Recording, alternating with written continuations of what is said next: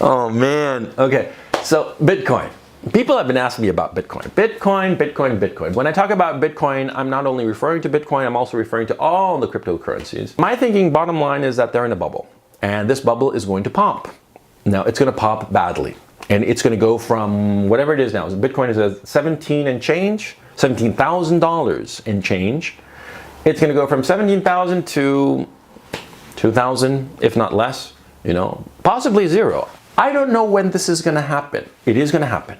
There is no doubt in my mind that there is going to be the Wile E. Coyote moment. You know how Wile E. Coyote goes. He's chasing the Roadrunner, and then he winds up running off a cliff, and he runs off the cliff, and he's running on nothing but air, and then all of a sudden he realizes, and he's like,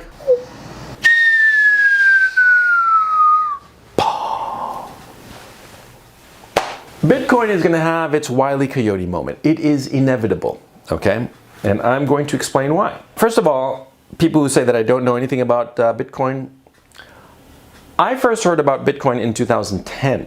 I understand Bitcoin, I understand the notion of the blockchain, I understand the notion of Bitcoin mining and the process by which new Bitcoin is created. I understand it very, very clearly. In 2011, I had the opportunity to buy a block of 2,000 Bitcoin at $5 a pop. I did not buy Bitcoin at $5 a pop in 2011, and my thinking then is the same thinking that I have today. What purpose does Bitcoin serve? Bitcoin is supposed to be a currency? Okay, fine. What good or service will accept Bitcoin and only Bitcoin and nothing but Bitcoin? Please tell me. What good or service is Bitcoin a necessary and sufficient condition in order to acquire?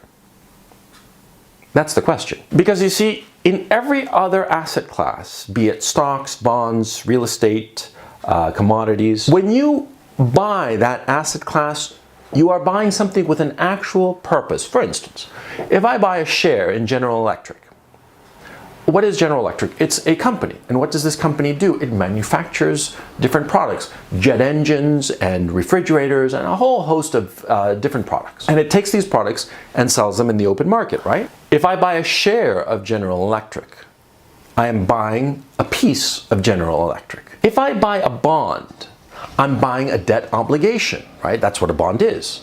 A debt obligation, somebody emits a bond and I buy that bond, and that means that that somebody has to pay me interest and the principal by a certain date. With the real estate, I buy the title of a property, and what does that mean? I have full dominion over that piece of land or that house or apartment or whatsoever it may be, and that full dominion is guaranteed by the rule of law and property rights of whatever country I purchased that piece of property, right? If I buy a commodity, say oil or natural gas or wheat or pork bellies or gold, right?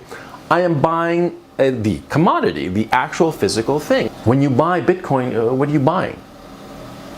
You're buying a virtual currency. Yeah, okay, fine. But what's that virtual currency good for? What can I buy with Bitcoin that I cannot buy with dollars or pounds or euros or yen or yuan?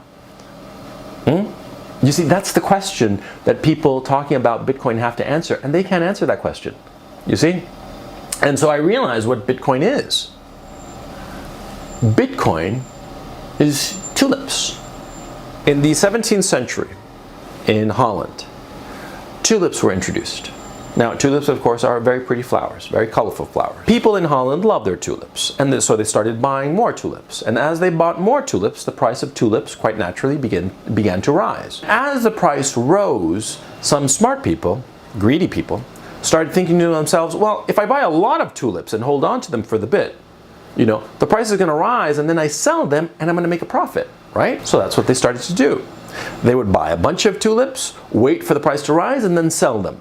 And soon enough, more people got into the game, into the mania. It was fueled by greed. As they started getting into tulips and buying more and more tulips, and the price going up and up and up, it fed into itself. And more people started getting into tulips. And it got to a point where a single tulip sold for the same price as a house, which is insane. Imagine a single flower selling for $150,000. That's crazy, right?